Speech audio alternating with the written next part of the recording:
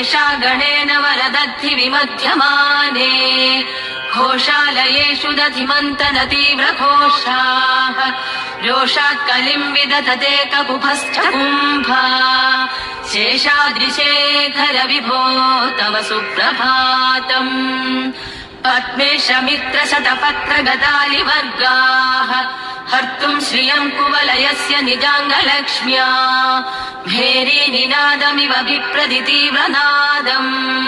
शेषाद्रिशेखर विभो तव सुप्रभातम् श्रीमन्नभीष्टवरदाखिल लोकवै श्रीनिवास जगतेकदयैक सिन्धो श्रीदेवता गृहभुजान्तर दिव्यमूर्ते श्रीवेङ्कटाचलपते तव सुप्रभातम् श्रीस्वामि पुष्करिणिकाप्लव निर्मलाङ्गा श्रेयोर्थिनो हर विरिञ्च सनन्तनाद्याः द्वारे वसन्ति वरवेत्र हतोत्तमाङ्गाः श्रीवेङ्कटाचलपते तव सुप्रभातम् श्रीशेषशैलगरुडाचल वेङ्कटाद्रिनारायणाद्रिऋषभाद्रिविषाद्रिमुख्याम् आख्याम् त्वदीयवसतेरनिशम् वदन्ति श्रीवेङ्कटाचलपते तव सुप्रभातम् सेवा परा शिव सुरेश कृशानुधर्म रक्षोऽम्बुनाथ भवमानधनाधिनाथाः बद्धाञ्जलि प्रविलसन्निज शीर्षदेशाः श्रीवेङ्कटाचलपते तव सुप्रभातम्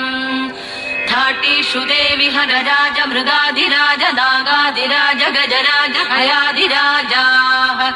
स्वस्वाधिकारमहिमाधिगमर्थयन्ते श्रीवेङ्कटाचलपते तव सुप्रभातम् सूर्येन्दुभौमबुधवाक्पति काव्यसौरी स्वर्भानुकेतु दिविषत्परिषत्प्रधानाः त्वद्दासदासचरमावति दासदासाः श्रीवेङ्कटाचलपते तव सुप्रभातम् त्वत्पादधूलिपरितस्फुरितोत्तमाङ्गाः स्वर्गापवर्गनिरपेक्ष निजान्तरङ्गाः कल्पागमाकलनयाकुलताम् लभन्ते श्रीवेङ्कटाचलपते तव सुप्रभातम् त्वद्गोपुराग्रशिखराणि निरीक्षमाणाः स्वर्गापवर्गपदवीम् परमाश्रयन्ताः मर्त्या मनुष्य भुवने मतिमाश्रयन्ते श्रीवेङ्कटाचलपते तव सुप्रभातम् श्रीभूमिनायक दयादिगुणामृदाब्धे देवादिदेव जगतेक शरण्यमूर्ते श्रीमन्ननन्द गरुडादिभिरर्चिताङ्ग्रे श्रीवेङ्कटाचलपते तव सुप्रभातम् श्रीपद्मनाभ पुरुषोत्तम वासुदेव वैकुण्ठ माधव जनार्दन चक्रपाणे श्रीवत्स चिह्न चरणागत पारिजाता श्रीवेङ्कटाचलपते तव सुप्रभातम्